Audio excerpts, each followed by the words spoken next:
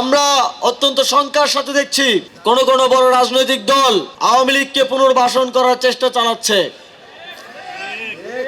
কোন কোন বড় বড় রাজনৈতিক নেতা সজীব ওয়াজেদ জয় শেখ হাসিনাকে ফিরিয়ে আনার চেষ্টা চালাচ্ছে।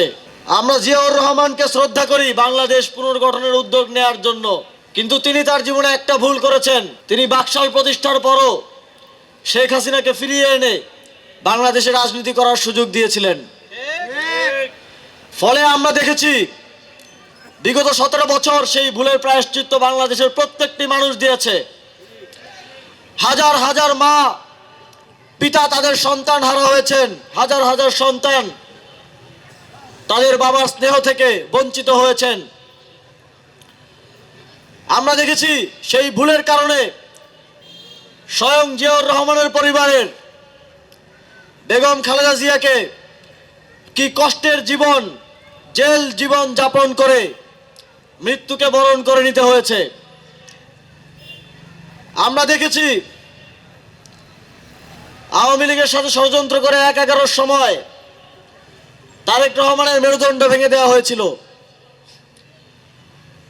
অথচ ওনারা এই সব কিছু ভুলে গেছেন। ওনারা ক্ষমতার লোভে এত অন্ধ হয়ে গিয়েছেন যে সেই আওয়ামী লীগকে আবার ফিরিয়ে আনার চেষ্টা করছেন। আমরা আপনাদেরকে আবারও স্মরণ করিয়ে দিতে চাই, যা যা ঘটনা আপনাদের সাথে ঘটেছে, আপনি যদি না চান এই একই ঘটনাগুলো আপনার স্ত্রী, আপনার সন্তানের সাথে এবং বাংলাদেশের জনগণের সাথে সামনের দিনে না ঘটুক, তাহলে আওয়ামী লীগকে, শেখ হাসিনাকে, সজীব ওয়াজেদ জয়কে ফিরিয়ে আনার কোনো ধরনের পায়তারা করবেন না।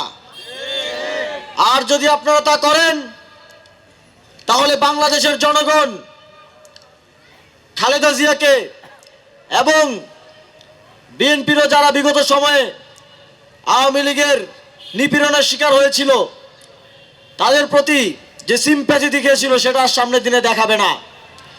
আমরা আপনাদের পাশে আর কখনো থাকবো না যদি আপনারা এই ধরনের ভুল করেন।